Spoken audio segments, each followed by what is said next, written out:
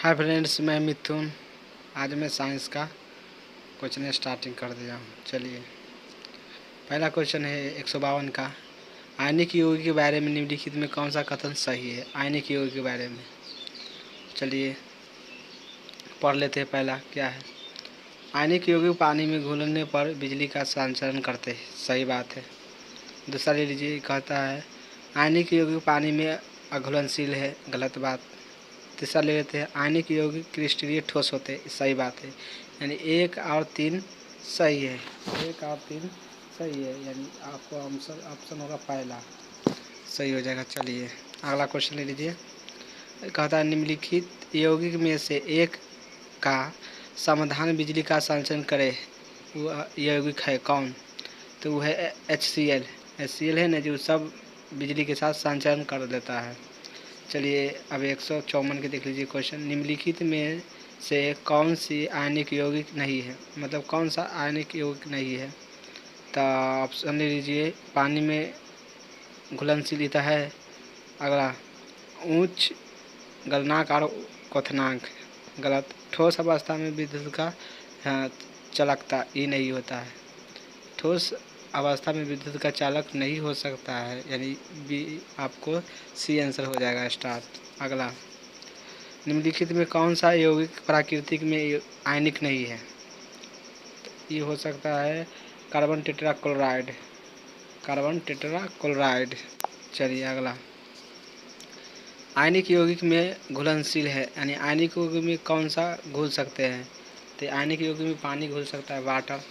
Water जानते हैं ना, वाटर घुल सकता है आयनिक यौगिक में। चलिए अगला लीजिए, एक आयनिक बंधन क्या है? चलिए इसको डिफिनेशन लेते हैं।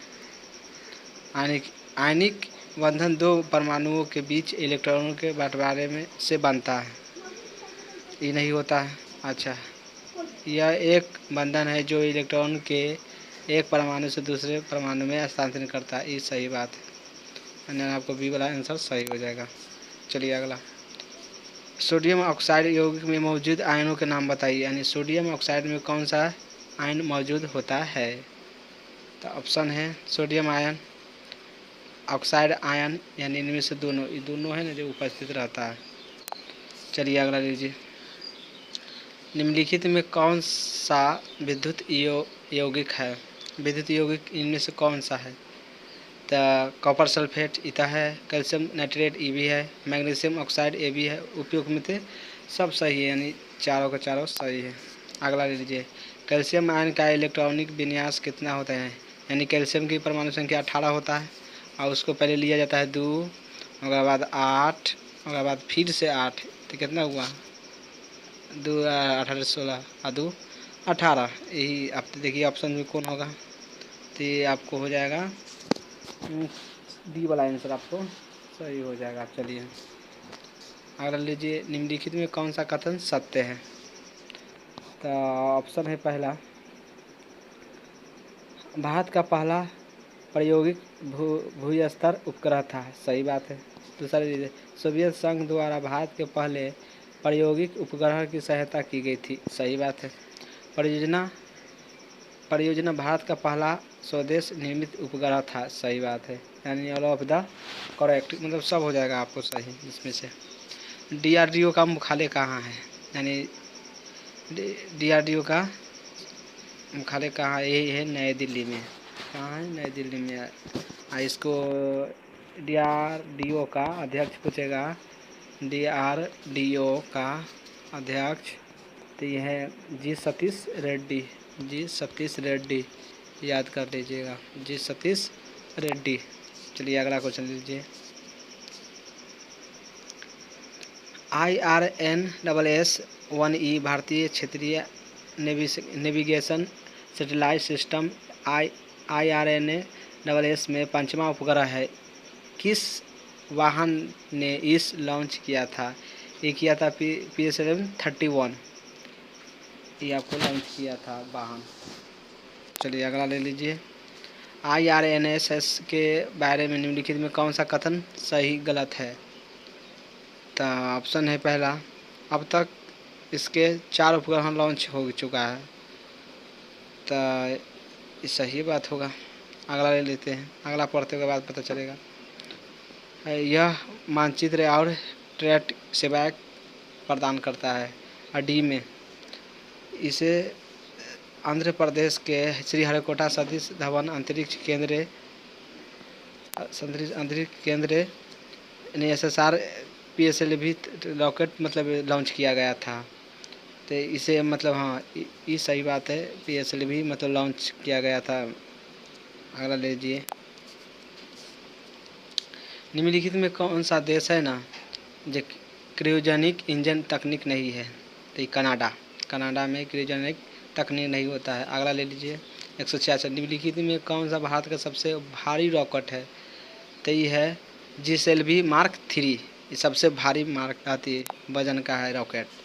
अगला, निम्नलिखित में कौन सा भारत के मंगल मिशन के बारे में सही नहीं है? यानी मंगल मिशन के बारे में निम्नलिखित में कौन सा सही नहीं है?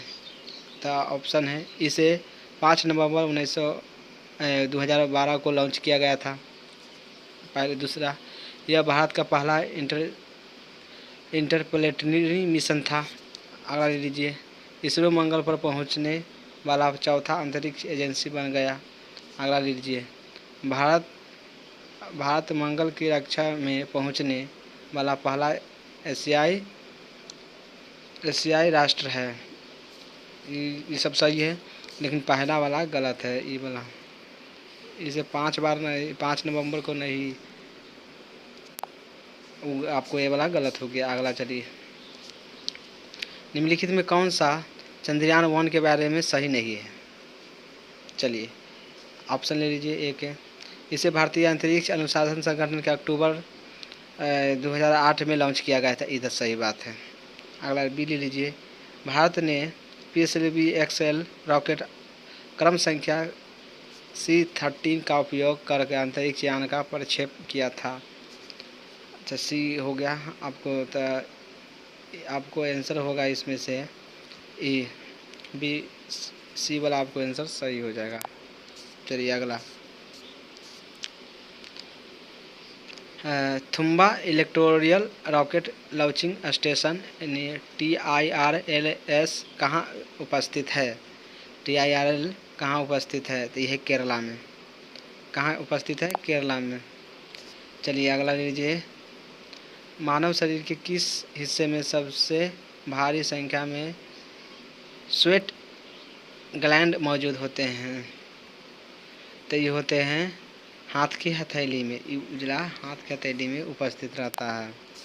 चलिए, टीकाकरण की शुरुआत कब से मतलब कहाँ से स्टार्टिंग हुआ? तो जॉन से Salk, Paul Muller, Edward Jenner, Robert Forrest. तो एडवर्ड जेनर ने टीका का उपयोग मतलब पहले स्टार्टिंग किया था। प्रोटीन बने होते हैं, प्रोटीन एमिनो एसिड से बना होता है। चलिए अगला लीजिए, लीवर, दूध, अंडे की जर्दी और मछली के जिगर के तेल के परत कौन सा मतलब विटामिन रहता है? तो विटामिन डी रहता है। विटामिन डी उपस्थित रहता है इस सब में, लीवर और।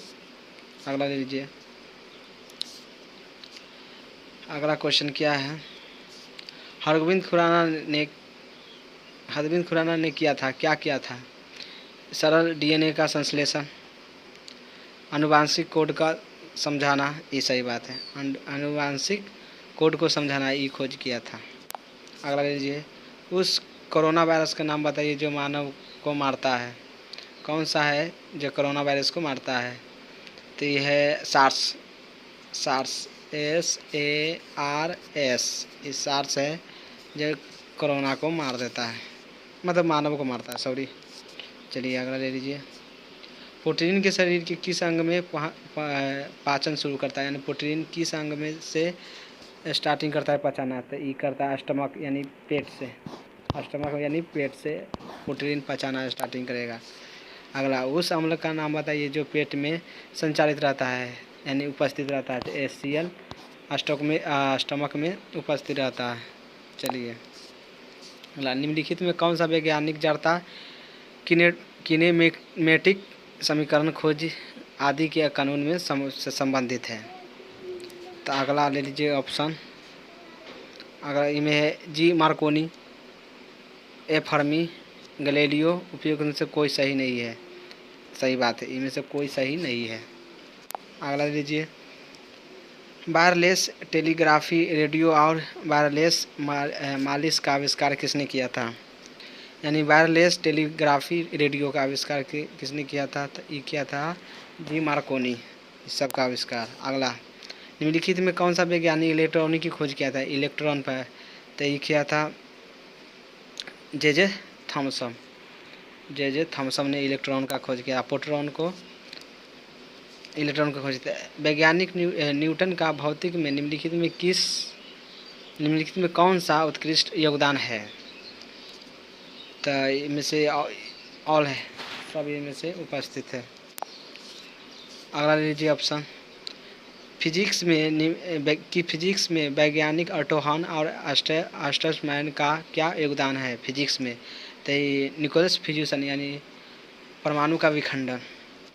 अगला लीजिए, भौतिक में निम्नलिखित उल्लेखनीय योगदान में से थेल्स वैज्ञानिक साइंस के साथ जुड़ा था। तो स्टैटिक इलेक्ट्रिसिटी इसमें जुटा था इसमें।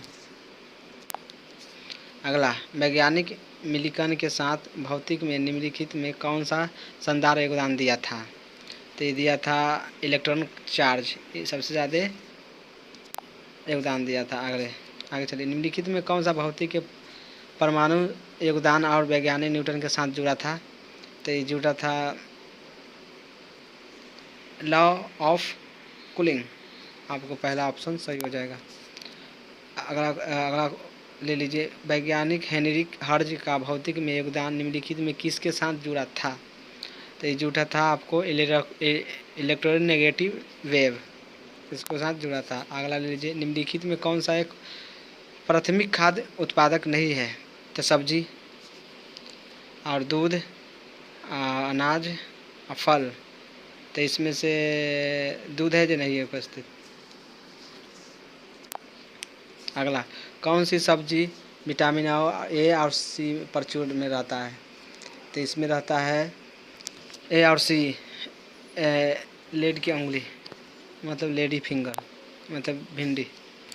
बैक्टीरिया के खिलाफ मानव शरीर की निम्नलिखित में कौन सी रक्षा करता है? तो ये करता है लाल रक्त कोशिकाएं यानी आरबीसी। और निम्नलिखित में कौन से तंत्रिका आँखों से कानों से मतलब आँखों से कानों से जुड़ती है? आँखों से या कानों से भी जुड़ती है। तो ये है मेडुला। आपको आंसर सही हो जाएगा। चलिए अगला ले लीजिए, निम्नलिखित में कौन सा रक्त वाहिका है जो डीऑक्सीटॉक्सिन रक्त का वहन करती है? तो ये करता है आपको फुफ्फुस धमनी। अगला, रोमांटिक फरिक हार्मोन में प्रभावित मानव शरीर के निम्नलिखित में कौन सी वृद्धि करता है? तो ये करता है हार्मोन में आपको कर सकता है स्नायु उत्तक आपको।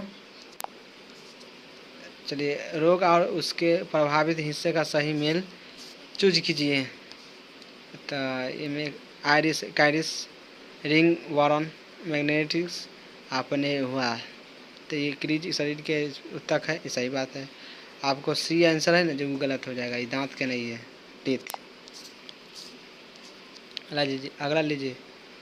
चलिए, वीडियो अच्छा लगा तो लाइक और सब्सक्राइब कर लीजिए। इतने तक आज रहेगा। कल से मतलब 201 से स्टार्टिंग होगा।